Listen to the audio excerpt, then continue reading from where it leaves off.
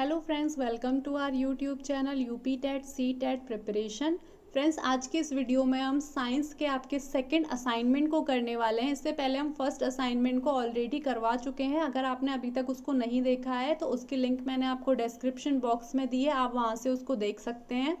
तो फ्रेंड्स, आपका जो सेकेंड यूनिट है साइंस का, उसकी जो टॉपिक है वो है ऊष्मा। तो चलिए फ्रेंड्स, देखते हैं आपको ये असाइनमेंट किस तरीके से बनाना है। इसमें आपका पहला क्वेश्चन है, रेल की पटरियों के बीच खाली स्थान क्यों छोड़ा जाता है। फ्रेंड्स, ये काफ़ी इंपॉर्टेंट क्वेश्चन है। लॉजिकली इसको कई बार लोग पूछ भी लेते हैं, तो आपको इसका पता होना बहुत ज़रूरी है कि रेल की पटरियों के बीच में खाली स्थान को क्यों छोड़ा जाता है। तो फ्रेंड्स, इसके आंसर में आप लिखेंगे, रेल की पटरियों के बीच खाली स्थान इसलिए छोड़ा जाता है क्योंकि रेल की पटरियां लोहे से बनाई जाती हैं और लोहा गर्मियों में ताप से फैलता है। यदि इन पटरियों के मध्य रिक्त स्थान नहीं छोड़ा जाए तो गर्मी में ऊष्मा पाकर पटरी टेढ़ी मेढ़ी या टूट भी सकती हैं। इसी वजह से जो रेल की पटरियों के बीच में स्पेस दिया जाता है उसका कारण फ्रेंड्स यही होगा। आपको बस इतना ही इसमें आंसर लिखना है। उसके बाद हम सेकंड क्वेश्चन देखते हैं। ठंडे प्रदेशों में तालाबों के जम जाने पर भी उसमें मछलियां जीवित कैसे रहती हैं। तो फ्रेंड्स, इसका आंसर होगा, जब तापमान 0 डिग्री से नीचे चला जाता है तो इस समय पानी की ऊपरी सतह जमकर बर्फ बन जाती है और अंदर पानी द्रव में ही रहता है और इस पानी में पर्याप्त मात्रा में ऑक्सीजन भी रहती है, जिसके कारण जलीय जीव जीवित रहते हैं। तो फ्रेंड्स, आपको बता दें कि जब टेम्परेचर गिर जाता है तो जो बर्फ बनता है तो केवल जो ऊपर वाला पोर्शन होता है वही जम पाता है। नीचे जो होता है वह लिक्विड होता है, जिसमें जो मछलियां होती हैं वो आसानी से सरवाइव कर जाती हैं। अब फ्रेंड्स, हमारा थर्ड क्वेश्चन है, ठंड के दिनों में नल के पाइप कभी कभी फट जाते हैं, क्यों। तो सर्दी के दिनों में जब अधिक ठंड पड़ती है तो 4 डिग्री सेंटीग्रेड से तापमान पर पानी बर्फ में बदल जाता है और 4 डिग्री सेंटीग्रेड से नीचे तापमान पर पानी का आयतन बढ़ता है, जिससे पाइपों पर प्रभाव पड़ता है और पाइपें फट जाते हैं। तो फ्रेंड्स, इसमें क्या होता है कि जब 4 डिग्री सेंटीग्रेड होता है तब तक तो क्या होता है, पानी का जो तापमान होता है वो बर्फ में जमना स्टार्ट हो जाता है। लेकिन जब तापमान 4 डिग्री सेंटीग्रेड से नीचे गिरता है तो फ्रेंड्स उसका आयतन बढ़ने लग जाता है, जिससे पाइप्स पर इफेक्ट पड़ता है और पाइप फट जाते हैं। इसके बाद हमारा क्वेश्चन नंबर 4 है, यदि 0 डिग्री सेंटीग्रेड ताप का बर्फ का टुकड़ा 0 डिग्री सेंटीग्रेड के जल में डाल दिया जाए तो आदर्श स्थिति में बर्फ पर क्या प्रभाव पड़ेगा।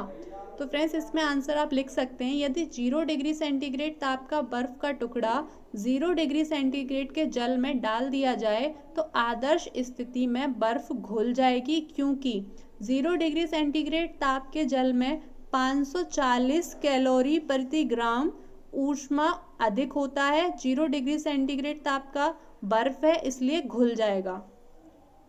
इसके बाद फ्रेंड्स, आपका जो नेक्स्ट क्वेश्चन है, क्वेश्चन नंबर 5, कैलोरी मापी में तांबे का क्यों बनाया जाता है। तो फ्रेंड्स, यहाँ पर आपको बताना है कि जो आपका कैलोरी मापी होता है उसमें तांबे का प्रयोग क्यों किया जाता है। क्योंकि कैलोरी मापी तांबे धातु की बनाई जाती है, इससे विशिष्ट ऊष्मा बहुत कम होती है, फलतः कैलोरी मापी की ऊष्मा धारिता भी कम होती है। तो फ्रेंड्स, इसमें क्या होता है, इसकी जो विशिष्ट ऊष्मा होती है वह बहुत कम होती है, जिसकी वजह से जो उसकी ऊष्मा धारिता होती है वह भी कम होती है। इसी वजह से कैलोरी मापी में हम तांबे का प्रयोग करते हैं। इसके बाद फ्रेंड्स, आपका क्वेश्चन नंबर 6 है, एक लकड़ी की मेज जो लोहे के किलो से जोड़कर बनाई जाती है कुछ समय पश्चात ढीली हो जाती है, क्यों। तो फ्रेंड्स, इसका आंसर होगा, एक लकड़ी की मेज जो लोहे की कीलों से जोड़कर बनाई जाती है कुछ समय बाद ढीली हो जाती है, क्योंकि लोहा गर्मियों में फैलता है और ताप के कारण ढीली हो जाती है। फ्रेंड्स, यही सेम लॉजिक ट्रेन की पटरियों पर भी अप्लाई होता है, जिसके बारे में आपको मैंने फर्स्ट क्वेश्चन में बताया था। इसके बाद हमारा नेक्स्ट क्वेश्चन है, क्वेश्चन नंबर 7 है, किसी वस्तु को ऊष्मा देने पर उसकी ताप वृद्धि किन किन कारकों पर निर्भर करती है। तो किसी वस्तु को ऊष्मा देने पर उसकी जो ताप वृद्धि है निम्न कारकों पर निर्भर करती है।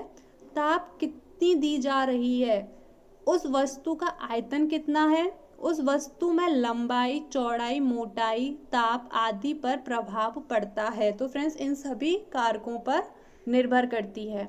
इसके अब फ्रेंड्स आपका क्वेश्चन नंबर 8 है, एक लोहे के दो टुकड़ों को गर्म करके अंधेरे कमरे में लाया जाता है, इनमें से एक लाल व एक नीला चमकता है, तो कौन सा टुकड़ा अधिक गर्म होगा।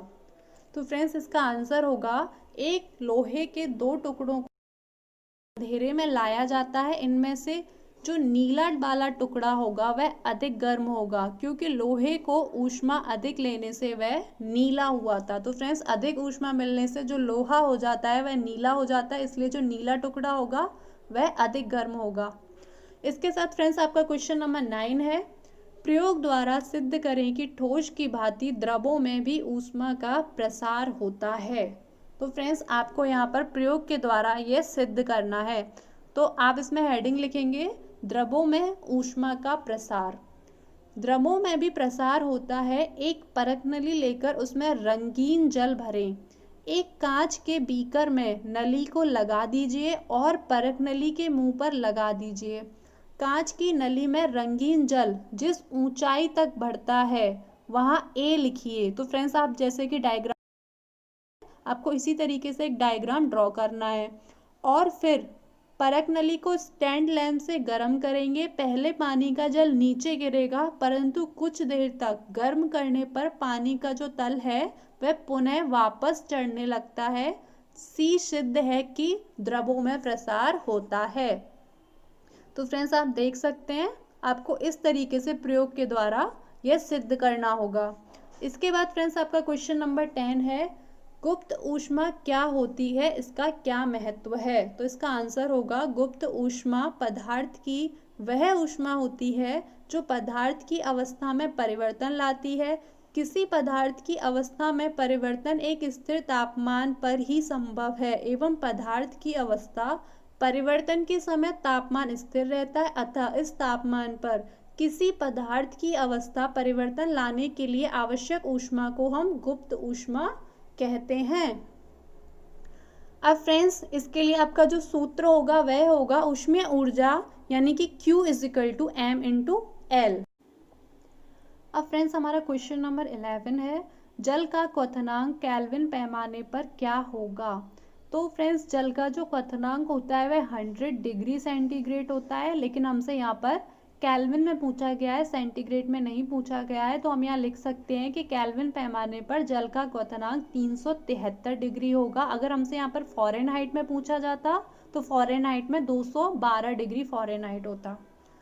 उसके बाद फ्रेंड्स हमारा यहाँ पे क्वेश्चन नंबर 12 है, सूर्य से निकलने वाली ऊष्मा ऊष्मीय किस संचरण विधि द्वारा पृथ्वी को प्राप्त होती है। तो इसका आंसर आप लिख सकते हैं, सूर्य से निकलने वाली ऊष्मा का विकिरण द्वारा संचरण विधि से पृथ्वी को प्राप्त होती हैं।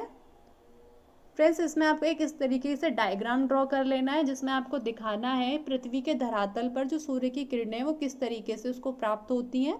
सूर्य से प्राप्त विकिरण विधि द्वारा संचरण। इसके बाद फ्रेंड्स आपका क्वेश्चन नंबर 13 है, दो ऊष्मीय सुचालक का नाम लिखें। तो सबसे पहले फ्रेंड्स हम ये जान लेते हैं कि ऊष्मीय सुचालक होते क्या हैं। जिन पदार्थों में ऊष्मा का संचरण सुगमता पूर्वक होता है उसे ऊष्मा का सुचालक कहते हैं। अब इसके उदाहरण की बात करें तो लोहा, तांबा, एल्यूमिनियम आदि ये सभी ऊष्मीय सुचालक होते हैं। अब फ्रेंड्स हमारा क्वेश्चन है, तापीय ऊर्जा ऊष्मीय ऊर्जा से किस प्रकार अलग होती है। तो इसके फ्रेंड्स आप आंसर लिख सकते हैं कि तापीय ऊर्जा एक सामग्री में सभी कणों की कुल गतिज ऊर्जा है, जबकि तापीय ऊर्जा हस्तांतरण नहीं होती है और विभिन्न तापमानों की दो वस्तुओं के बीच ऊष्मा का हस्तांतरण होता है। उसके बाद फ्रेंड्स आप इसमें नेक्स्ट ये भी लिख सकते हैं कि संपूर्ण पदार्थ की गतिज ऊर्जा पदार्थ को ऊष्मीय ऊर्जा कहलाती है। ताप एक वस्तु से दूसरे वस्तु में ऊष्मीय ऊर्जा के प्रभाव की दिशा में निश्चित करता है। फ्रेंड्स अब आपका क्वेश्चन नंबर 15 है, जो इस असाइनमेंट का लास्ट क्वेश्चन है। इसमें आपसे पूछा गया है, मरकरी या अल्कोहल को तापमापी में क्यों प्रयोग किया जाता है। तो आप इसके आंसर में लिख सकते हैं कि मरकरी या अल्कोहल को तापमापी में प्रयोग किया जाता है क्योंकि कमरे के तापमान पर तरल अवस्था में पारा या अल्कोहल एक मान है, जिसका उपयोग थर्मामीटर में होता है। क्योंकि इसमें विस्तार उच्च गुणांक होता है। इस उच्च क्वथनांक में भी जो उचित ताप को मापने में उपयोगी है, इसीलिए हम मरकरीय अल्कोहल का प्रयोग करते हैं थर्मोमीटर के अंदर। तो फ्रेंड्स, आपको ये वीडियो कैसा लगा? अगर आपको ये वीडियो पसंद आया हो तो प्लीज़ इस वीडियो को लाइक करें, अपने सभी फ्रेंड्स के साथ इसको शेयर करें। अगर आपने अभी तक हमारे चैनल को सब्सक्राइब नहीं किया है तो इस चैनल को सब्सक्राइब करें, बेल आइकन को भी प्रेस करें ताकि हमारी सभी वीडियोज़ के नोटिफिकेशंस आपको मिलते रहें। और फ्रेंड्स, डीएलएड से रिलेटेड सभी लेटेस्ट अपडेट्स के लिए ज्वाइन करें हमारे टेलीग्राम चैनल नव्या करियर पॉइंट को, जिसकी लिंक मैंने आपको डिस्क्रिप्शन बॉक्स में दे दी है। तो फ्रेंड्स, हम मिलते हैं नेक्स्ट वीडियो में।